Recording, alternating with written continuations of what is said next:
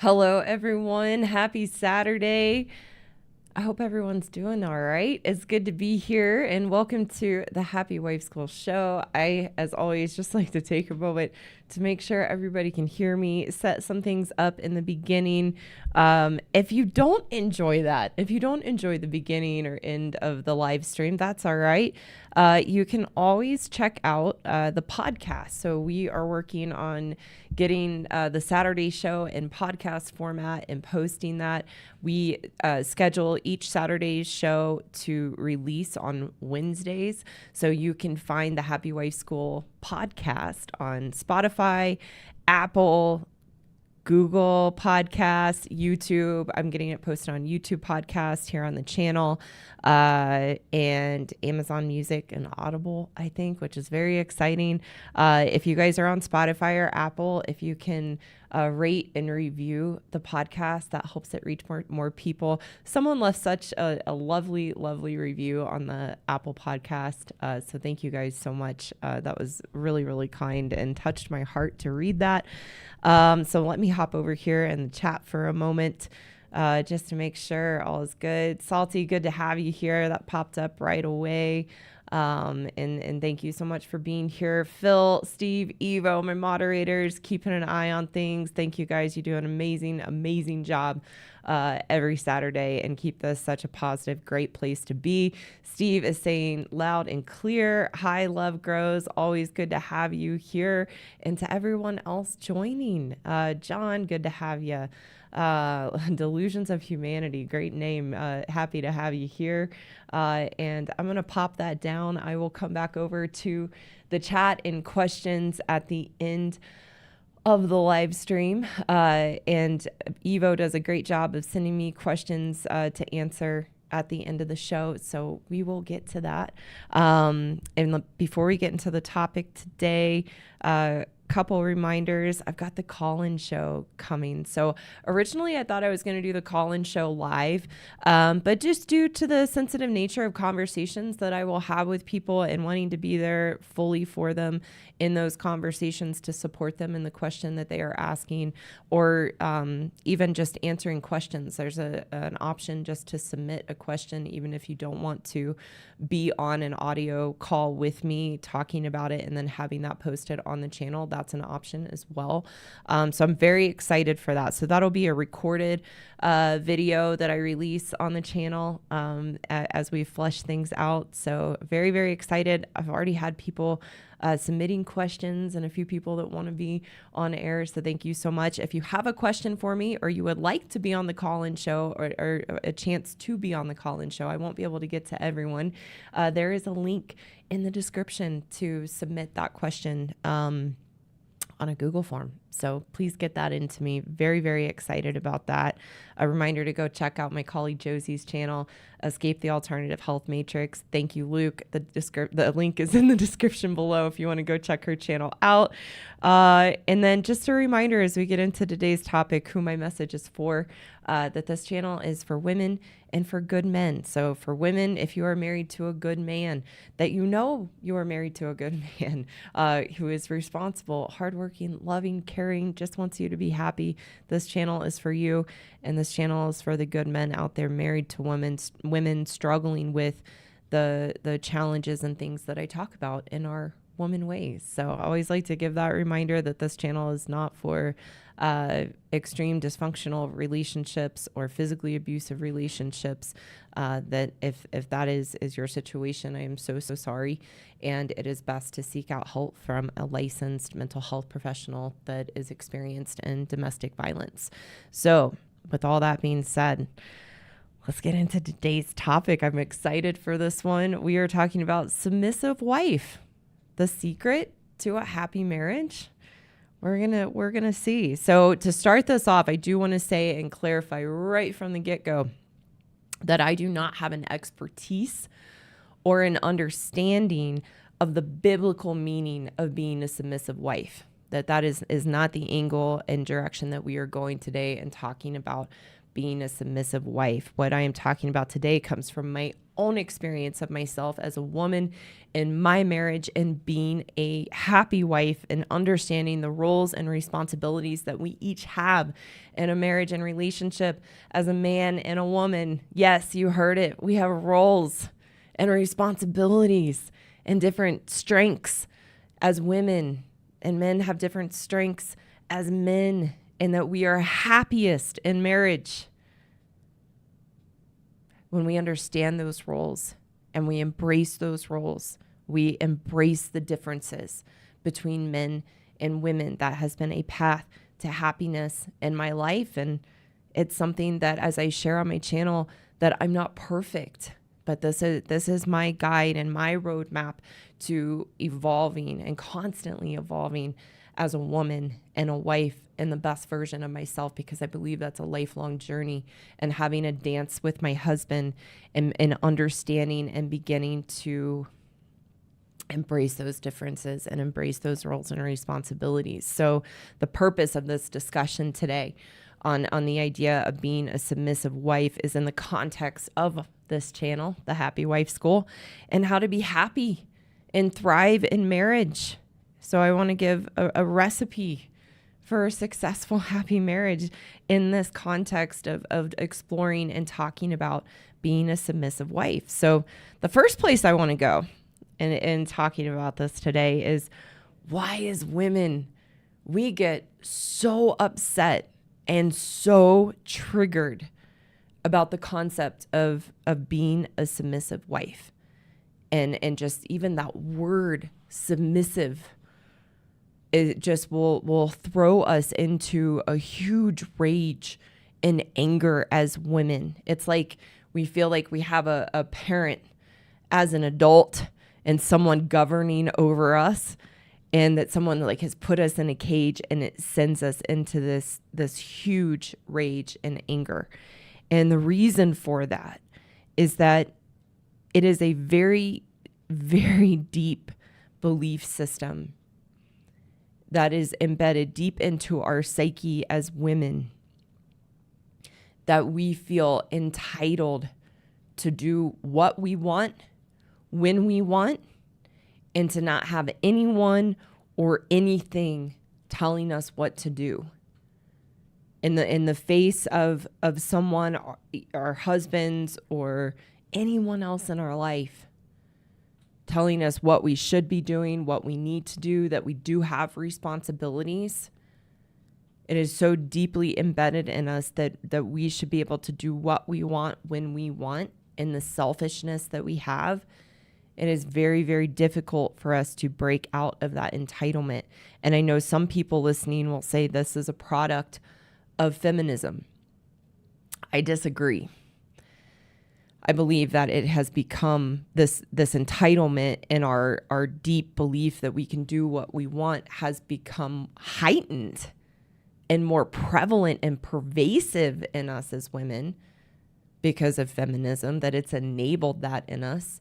But my belief and what I see and what I talk about and how we are as women isn't a product of us as modern women or feminism. That this goes back thousands and thousands and thousands of years. And I've talked about this before. We can see it in all kinds of texts throughout the whole world of the things that I talk about. And one of my favorites to quote is Solomon, that he would rather sleep on the pitch of a roof than in a room with a quarreling woman. That's one example. I've also got the Iliad up on in the background on a shelf behind me. And in the beginning of the Iliad, there's a conversation between Zeus and the female goddesses. And Zeus is so frustrated and so enraged that he gets constantly undermined by the female goddesses and his wife. And that they're constantly going behind his back and doing what they want and behaving in all these woman ways that I talk about. And that was written by Homer. I'm not going to go for the date. I forget the dates, but I know it's somewhere like, I want to say like 800 or 900 BC, somewhere in there. So those examples from history showing this is our women ways and doing what we want when we want, and our stubbornness and need for control And emasculation of men has been happening thousands and thousands of years. And so that's why I believe it is so deeply, deeply embedded just in our psyche as women.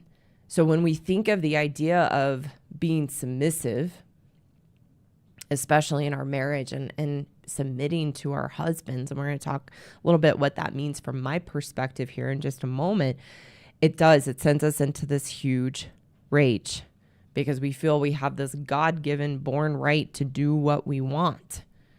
And we all know it. And there's jokes about it everywhere in media, in sitcoms and movies of women. We wear the pants. So the idea of having to give up that control and have someone else lead or potentially tell us no or tell us what we need to be doing or give someone else the control in a certain area and that being our husbands and our marriage it's a huge fight we put up inside of us. So I want to look a little bit what's going on even underneath doing what we want when we want and why we don't want to submit to our husbands. And the things that I talk about on the channel in our emasculating ways and our woman ways, we truly operate in a relationship with a good man. We truly operate in this vein of being their masters, where we control everything. We must have everything ran by us, and nothing gets done, and nothing can happen without our approval. That is the environment that we create. So the emasculation and gaslighting of a good man by a woman in a marriage, it's like we are a slave master that breaks men down and makes them so weak that they have no agency. That's the behavior that we exhibit in the environment that we create because of that deep need to be in control and have things done our way. We get so angry at the idea of being submissive to our husbands because we know what we are doing to them in the emasculation, in having the control, in wearing the pants, that we would never let anyone do that to us. It's a projection. That anger and rage that we go into in the idea of submitting to our husbands is because we know exactly what we do in those woman ways and how we operate and break our husbands down.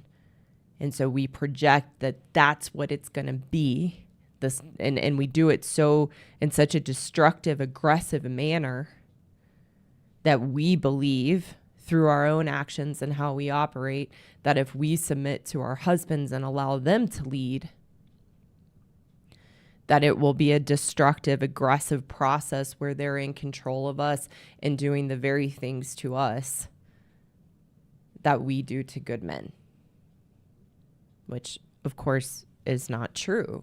What I want to talk about today in understanding being submissive as a wife and how I'm going to define that is meant to be done in a very healthy, constructive, loving way, which is exactly what it would be with a good man, because a good man is loving, caring, is naturally wired to want what is best for his wife, to want what is best for the marriage. And a trademark of a good man, of all he really, really wants for his wife, is for her to be happy. So in the idea of being submissive is really in this understanding, and through my experience as a woman, is understanding that I do have roles and responsibilities as a woman, and that when I allow myself to submit to those roles and responsibilities as a woman, and like I say, I'm not perfect. I struggle with some of these things that I talk about. But when I allow that in myself, I feel really good about myself because I'm being who I am, a woman. and I'm contributing my part to the marriage to have a dance with my husband and allow him to be a man. For a man to feel like a man, he needs to be in charge of the household and the family unit. For a man to feel like he is a man, he needs to be in charge of the household and the family unit. And again, not in a destructive, aggressive way in how we operate as women, but as a good man where he feels respected. He's seen as the head of the household. He feels admired and approved of. And he can shine in his strengths as a man.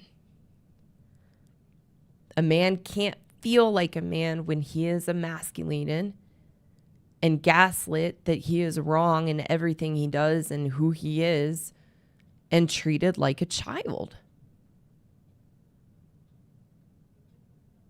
That is a recipe for a failed marriage.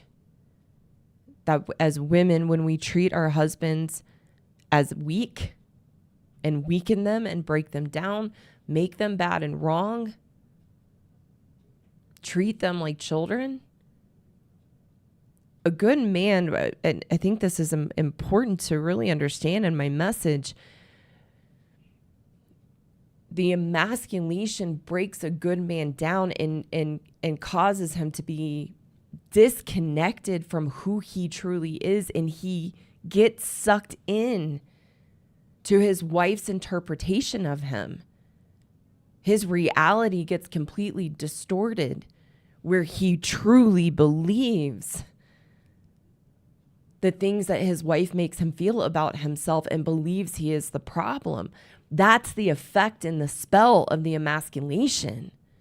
So there's plenty of men who will comment of like, well, that's a real good man would never let that happen. No, a good man is defenseless when he doesn't have the education and doesn't have the insight of what's happening in his marriage. It's like a veil is over him and he can't see what's happening and what his wife is doing. He literally becomes powerless. He's unknowingly given that power away. That's part of why I'm here. One is to wake women up. Part of the title of this channel is The Red Pill for women to be woken up to the truth of our woman ways so that we actually have a choice to change.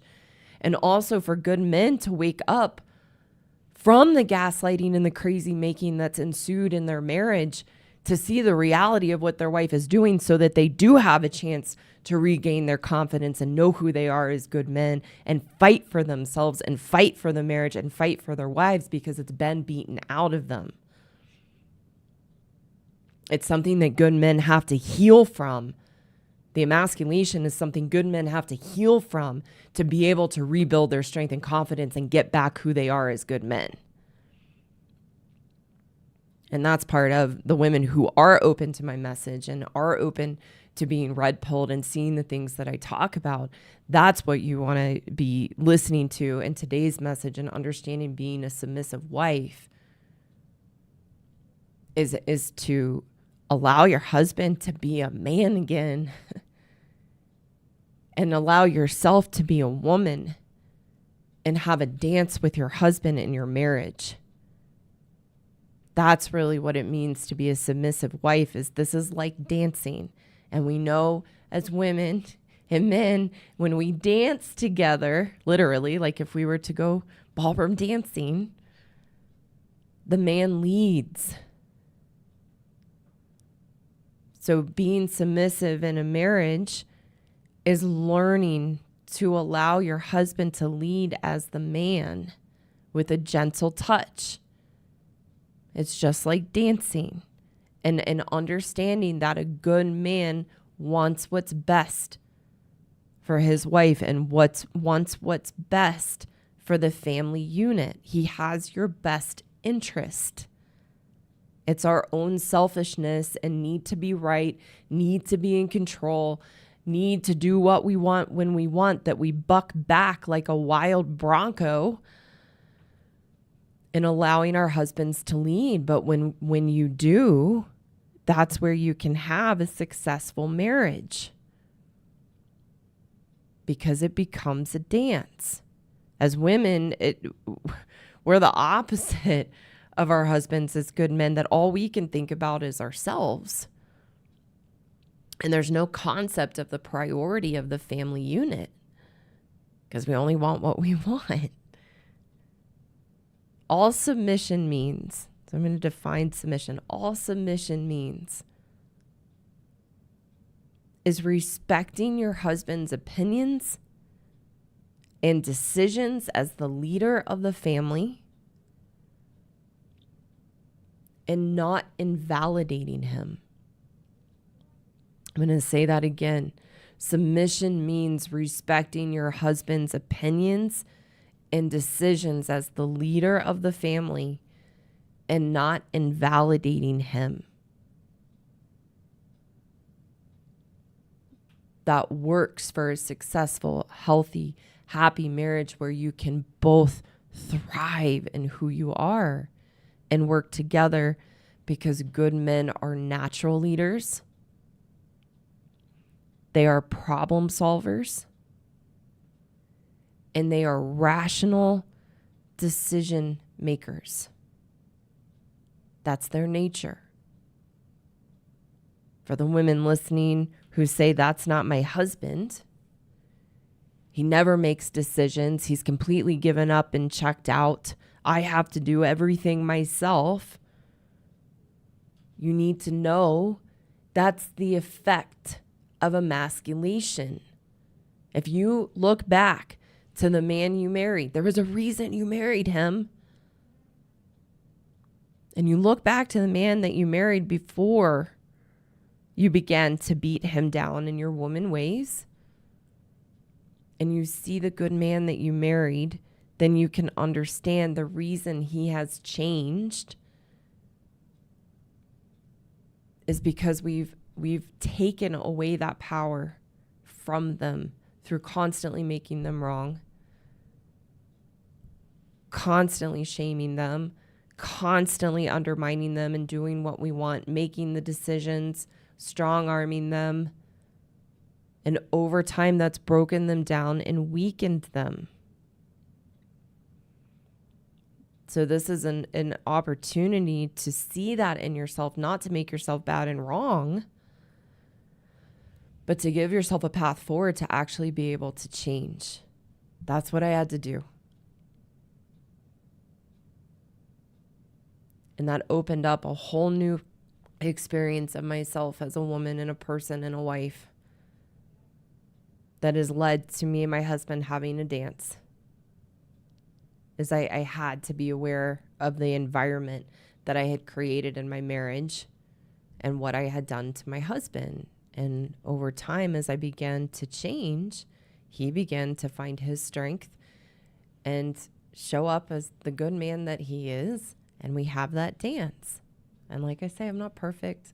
One of the toughest things for me is staying in my lane and letting my husband be a man and seeing him as a man who's capable of his own decisions and has his own agencies and can do what's best for him and make mistakes and fall down and get back up and keep going. I have to, I use the expression parent. I have to parent myself and be diligent with myself to stay in my lane, to focus on me, not in a selfish way, but focus on me to do the best I can, and trusting my husband to be a man and to make decisions and feel safe and secure in myself so that I feel safe and secure with him in the marriage.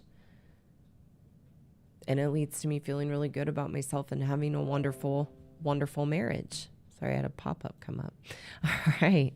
So now where I want to go is I want to plant some seeds. This section is just going to be planting some seeds for us as women and also planting seeds for good men to know what's reasonable in a marriage and what are reasonable roles that we can each play as women and men to have a successful, happy marriage. We're going to get into 3 ways women need to be submissive in a marriage. These 3 ways are very practical and a way for women to begin practicing letting go of the death grip of control that we have in our marriages and that we have over our husbands, to begin to actually feel a lot better about ourselves, to allow our husbands to thrive and feel better about themselves, and actually have a dance and be a team in the marriage and working for something bigger and greater than just who we each are. So the first way, and 3 ways that women need to be submissive in a marriage. Number 1, let your husband lead in the financial decisions. Number 1 is let your husband lead in the financial decisions. Respecting his opinions and decisions about the finances. So this is an interesting example that I have come up with my students and that I have in my men's course. So the good men in my men's course use this example a lot. And I've seen it a couple times actually just in the last week through their homework and reflection work through the course.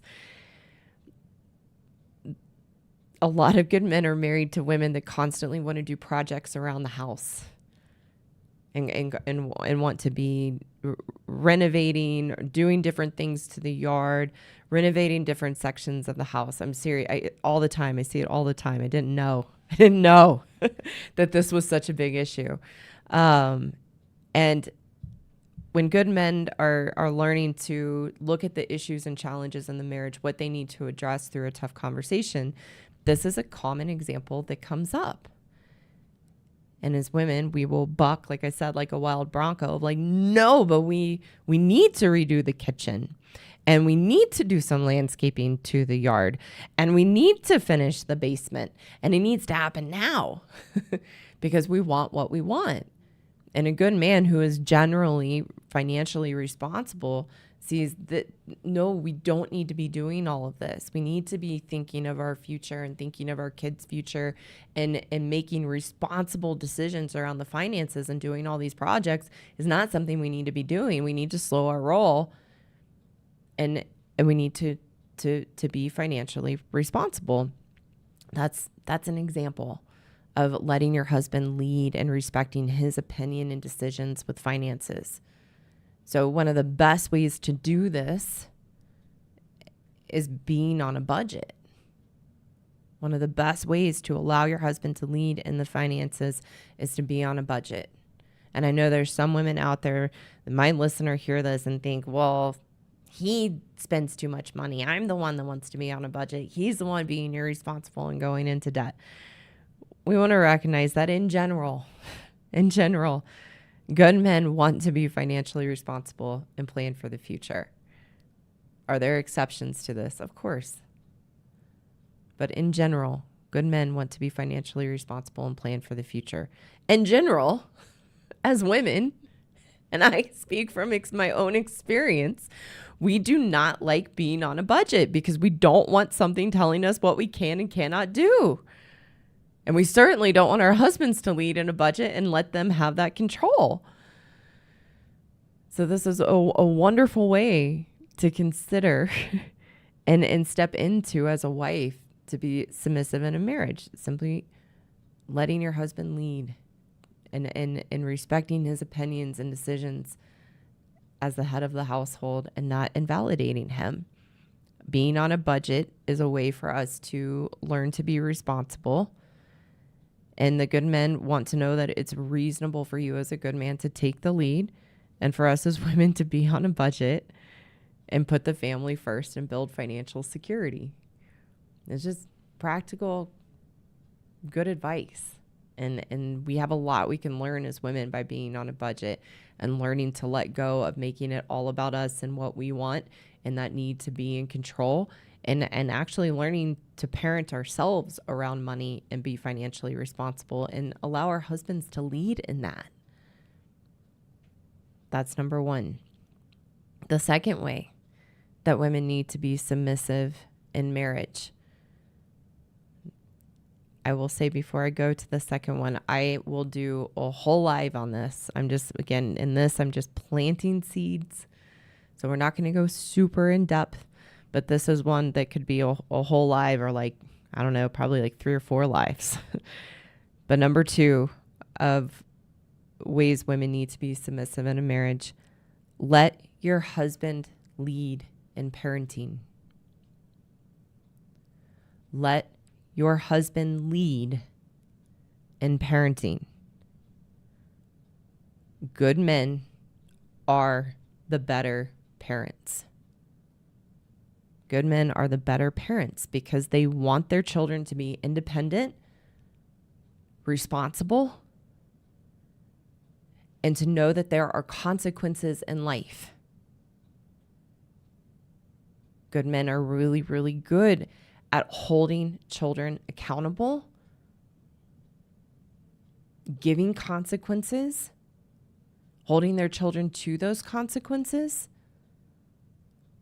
so that their children can build the character and strength to navigate the struggles and hardships of life. As women, we bring all of our fears of life and the bad things that can happen in life and the challenging things that can happen in life and our insecurity and fears of that.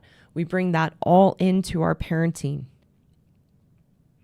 and are overprotective of our children and become mother bears that protect our children from the pain and hardship of life,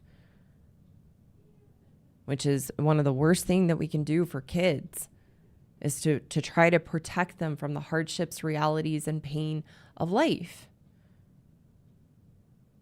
Good men understand that the hardship and struggles of life are necessary to build strength and resilience. They are really, really, really good parents, and they naturally know how to lead their children and understanding the realities of life and leading them to build character and integrity and be responsible for their choices and behaviors. As women, we swoop in, and because we are pain avoiders and conflict avoiders, we swoop in and try to even protect our children from their dad of giving consequences or being direct and making a point, when that's exactly what children need to feel loved, to respect their parents, and to become good citizens and make good choices and be responsible and be able to handle the adversity of life. That's number 2. Like I said, I'll do a whole live on that, but today is just planting seeds. So number 2 of how women need to be submissive in a marriage: let your husband lead in parenting. Number 3 of how women need to be submissive in a marriage. Number 3, let your husband lead in the bedroom. Number 3, let your husband lead in the bedroom. Meaning, here's what I mean by this: that as a good man, anything your husband wants to try in the bedroom is reasonable. Anything your husband wants to try in the bedroom is reasonable as a good man. This is so triggering to us as women. I remember the first time that I began to learn this as I've been on this journey and path in my marriage. Oh my goodness, did I get triggered? And the reason for that is, as women, we don't want to give up control. We want the control in the bedroom because we got to keep everything just so that we're not pushed out of our comfort zone to try and explore in anything that might make us feel that we are not in control. It's a control issue. And we get very rigid and frigid in the bedroom, where just if we are having sex still in the marriage, keeping it just what we are comfortable with, and we will again get very triggered and upset if our husband wants to try anything out of the box that isn't what necessarily we feel comfortable in. So here's my advice to women. There is a book, I've mentioned this book before, and it is called Real Sex for Real Women. And it's by a woman named, I always forget her last name. It's a Dr. Laura, but not Dr. Laura Schlesinger. I'm not remembering her last name right now, but it's called Real Sex for Real Women. And the first few chapters are just normalizing sex for us as women, teaching us about our anatomy. And then the next part of the book is it's very eloquently done. It's very tasteful, but it's a lot of different positions and things you can try in the bedroom. And so I say, if it's in that book, it's reasonable. If you have a hard time believing that anything your husband as a good man wants to do in the bedroom is reasonable, if you have a hard time believing that or accepting that, then you want to get this book. And easily like 200 pages of different positions and things to try in the bedroom to explore what you like, what you don't like. And so I say, if it's in that book and it's something your husband would like to do, it's reasonable. And we want to do that, one, to show them what they like and what they want to try and is important to them, that we're willing to do what's important to them and not make it all about us. And it gets us outside of our comfort zone in sex to stop being so weird about it and making things gross or like, I don't want to do that, or that's weird. And gets us outside of our comfort zone to explore ourselves and find what we like or don't like. Because as I've mentioned many times before in videos on this, that we've never figured out what we like because we've had sex for all the wrong reasons and done what we thought we needed to do. So you might get surprised that something your husband wants to do is actually something that you enjoy, that you would never know if you've got your walls up around sex and you're so rigid and frigid that you won't go there, and you make him wrong and bad, that he might like to try something a little out of the box than what you're comfortable with. So that's number 3. Let your husband lead in the bedroom. So recap of the 3 ways that women need to be submissive in a marriage. Number 1, let your husband lead in the financial decisions. Number 2, let your husband lead in parenting. And number 3, let your husband lead in the bedroom. So ladies, after talking about this, I'm going to talk to the women for just a moment and then the men, and then we'll wrap up. Women, this is just basic 101 on how to have a healthy marriage. All this is about is having a partnership, rowing together, letting your husband lead in his strengths as a man so that you can lead in your strengths as a woman and just be a woman and be in your role that will make you feel really, really good about yourself. Again, this is working towards something bigger, that you and your husband are in a marriage, and allowing him to lead in his strengths as a man, valuing his opinions, his decision-making as the head of the household, wanting him to feel like a man, allows you to discover and know yourself as a woman and feel really good in yourself as a woman. The key for women is that you have to have a foundation of having a healthy relationship with yourself, of feeling secure and grounded in who you are, feeling good about who you are, so that you stop emasculating your husband. The reason that we emasculate our husbands is because we don't feel good about ourselves on the inside. We don't operate from a place of character and integrity in our lives. We make decisions that are devaluing to who we are. We disrespect ourselves, which makes us feel bad about ourselves on the inside. So we project that out onto our husbands and make them feel wrong and bad because we feel so wrong and bad in ourselves. If you're emasculating your husband, he will never be able to be who he is in the marriage as a leader and a man. So the solution for women to stop being emasculating in their marriages is actually to learn to have a healthy relationship with themselves, which I define as being happy. And that's what I teach in my women's course, the Happiness Program. And if that's something you're interested in, there's a link below to apply for a consultation. It's not a good fit for everyone. And I want to work with the people I know I absolutely 100% can help. And if I can't, I want to be honest and integrity about that. So that's why I have an application process. So the men listening, the purpose of talking about this, because some of you are thinking, yeah, right, this will never happen, that you need to know, good men need to know what's reasonable of how a healthy marriage should look. So it's reasonable that you lead in these ways. It's reasonable that you lead in the household. But for some of you, that's not going to happen. Your wife is not going to change. But you need to know what's reasonable so you know what you can fight for in a healthy, responsible way in your marriage. And if you have a wife that isn't going to change and isn't going to step up, then you can see the reality so that you are not fooled that you are the problem.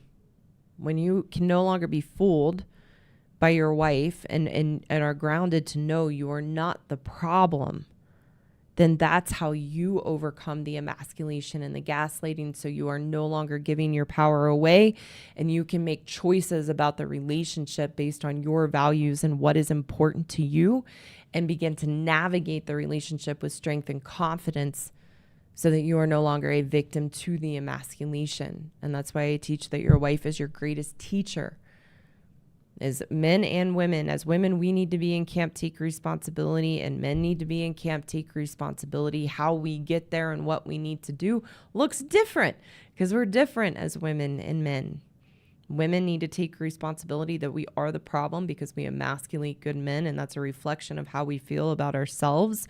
And good men, once they see what's going on, and they are woken up to the reality of what happens in a relationship or a marriage with a woman, then to be in camp, take responsibility. It's taking back that power you've unknowingly given away so that your wife can no longer emasculate you. It begins to bounce off even if she doesn't change, and you can make decisions about the relationship and what's important to you.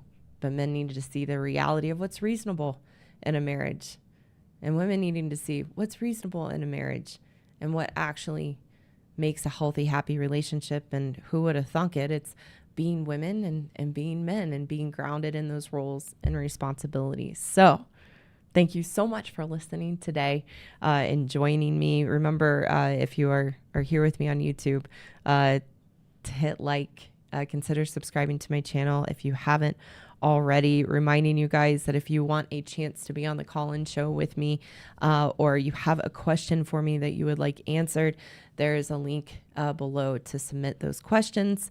And I'm very, very excited for that and excited to see where this goes. So I'm going to hop over to the chat for a moment, take a sip of water, and Eva's going to send me some questions. So I'll see what I can answer. And all right, so, oh my gosh, lots going on over here. Okay. Let me do this. It's always so weird, like when I pull up the YouTube studio and it's not in sync with my video of the streaming service I use. So it's weird to see me talking and knowing I'm not. All right. Little insider information on what goes on this end. Again, big thank you to Phil, Steve, and Evo for being here and keeping an eye on the chat. I love it, Luke. Can't take responsibility is the worst and best place to be there. Yeah. Living in camp, take responsibility is where we build our muscle, where we build our character, where we build our integrity. And it's where we are in control of our experience in life, no matter the adversities and challenges that we are up against. It's what puts us in control. It makes us feel really good about ourselves. And it's the harder road, but that's what builds the character, builds the integrity. So thanks for that comment, Luke. That just popped up. So let me see over here if I've got some questions from Evo. Thanks for your patience, guys. All right.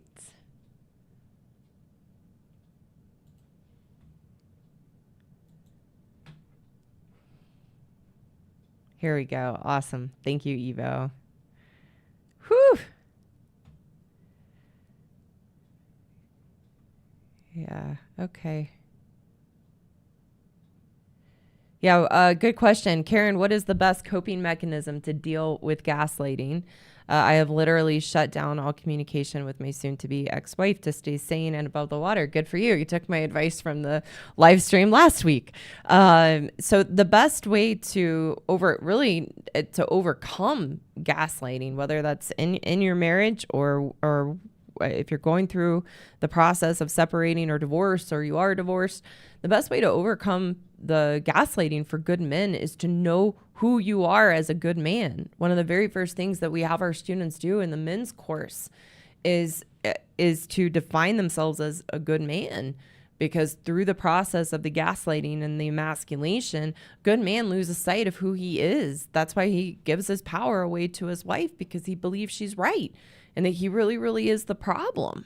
But then nothing he does is ever good enough. And she's never satisfied, and he's always wrong. So the best way to overcome the gaslighting for a good man is to know he's a good man and to be grounded in that, and to recognize what is happening, to know he's not the problem. Because then you can see through the crazy making and see the reality. And that's where a good man becomes really strong and confident in himself. It's the gaslighting is like the battleground. And every time you go into that battleground and you are grounded in knowing who you are, knowing you are reasonable, knowing your intentions are good. It doesn't mean a good man's perfect or doesn't make mistakes or doesn't have challenges or issues, but that your intentions in a marriage, a relationship with a woman are good. They are good. And they do not come from a malicious place. So when a good man is grounded in that, knows he's not the problem, the gaslighting doesn't work. The gaslighting only works because of the power you've unknowingly given away and believing into your wife's perception of you, which is a skewed reality. So that would be my answer to that question. Good question. How do I get my wife to realize it is necessary to get rid of old stuff and clutter? When I bring it up, it causes unpleasant emotions and blame. It feels like living inside her walls. So good question. Good example of different ways we can let our husband lead when they say, hey, we need to get rid of some stuff and clean some stuff up. So that's a good example. But the answer is there's nothing you can do to make your wife realize that you need to get rid of the clutter in the house, because we don't have control over another. We don't have control to make anyone see anything or make anyone change. That's just the reality and truth of life. So there's nothing you can do. What you have to do is be willing to fight in a constructive way, fight for the marriage, to go into those unpleasant feelings, to go into those walls strong and confident in who you are as a good man, to rock the boat, to see, is she willing to change when I take back my power and I'm in my strength and confidence? And a good man's always respectful and trying to guide his wife of like, hey, we need to do this. You have to embrace the wrath and be strong and confident in yourself, but know that there's nothing you can do to make her see it.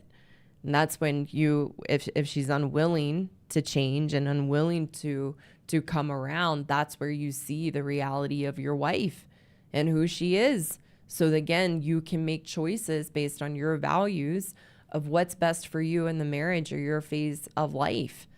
And a good man will either decide, I don't want to stay in this kind of relationship and be treated this way, and he will make plans to leave, or there's enough good things there and he loves his wife anyhow and can accept her for who she is, and he navigates the relationship knowing she is not going to change, but no longer giving his power away. That's what we teach men in the marriage course and the men's marriage rescue course, is how to rebuild their strength and confidence and be clear on what their decision is, understanding their wife as a woman and understanding where she is on the spectrum that I talk about, and what's their plan and what's their choice, so they can take responsibility for it and not be a victim to who their wife is and how she behaves and acts in the relationship.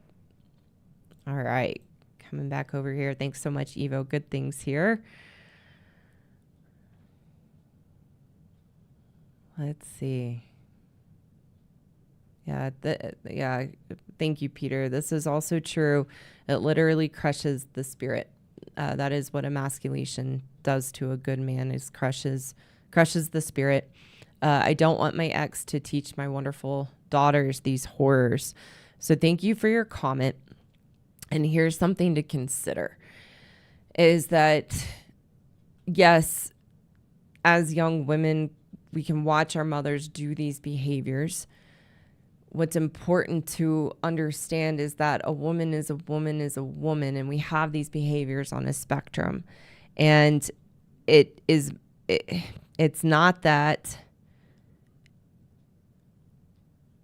your daughters can't be influenced and of course watching their mother and how she acts and behaves. But the truth is, as women, as we grow up and we get in relationships with good men, regardless of how our mothers were, these behaviors begin to come out. So the best thing that you can do for your daughters is to be strong in yourself as a good man, and teach them through role modeling. And over time, if you have that relationship with your daughters, to teach them some of these things so that they can be aware of these behaviors or challenges in themselves as a woman, so that they can grow and learn from them. That is the only way that I have continued to grow and evolve as a woman and a wife, is to accept these things that I talk about in my videos as my wiring as a woman, that I have these behaviors, because it's through that process of taking responsibility of that in myself that I can make different choices and choose who I want to be as a woman and a wife. If I ever got to the point, which I've had to check myself over the years for sure in this area, but I can never get to a place of thinking I'm there. Because as soon as I think I'm there, this isn't me, I don't have these things, one, on the channel or talking with other women, I'm be preaching and pretending like I'm better than and on some pedestal, which I'll never reach any woman.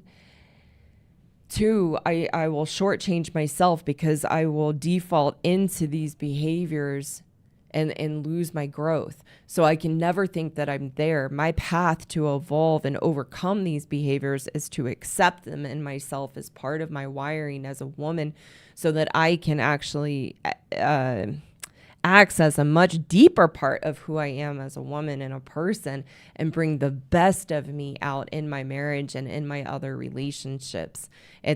When I accept these things about myself, that's how I can catch myself and choose differently. And it's a journey. Like a lot of things I talk about, I will have to see in deeper and deeper ways in myself. And that's part of the growth. That's why I often say my marriage is my greatest spiritual teacher, because my relationship with my husband shines the light on the parts of me and the limitations within me that I need to continue to look at and grow from and overcome. And to me, that's the purpose of marriage, and the purpose of just being here in life, is becoming the best version of ourselves. And it's only through the adversities within us and the adversities in life that we can do that. So it's much more constructive in the way that you find appropriate to teach your daughters these things in themselves, so that they can be aware of them and choose differently, is just something I would say to that. So thank you for the comment and giving me the opportunity to share that. Let's see what else.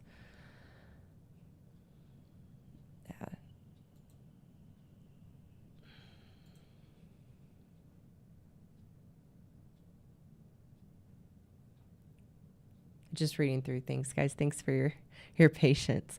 Oh, thank you. I love your voice. It's amazing. I appreciate that. Sometimes I get picked on for my voice, because my voice does that vocal fry thing. And the first time that it's just my voice, and it just does.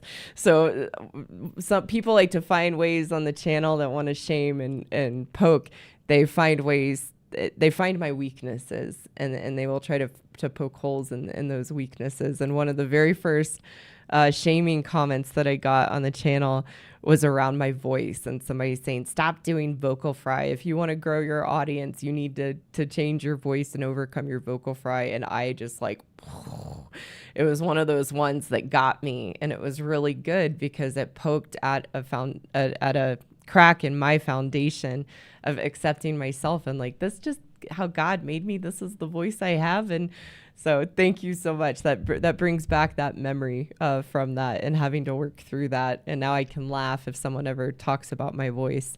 I can laugh because it helped me accept myself more. Yeah, good stuff. All right, guys. So I just look through and see what might be helpful to look at. I think that's good. I think that's good for today.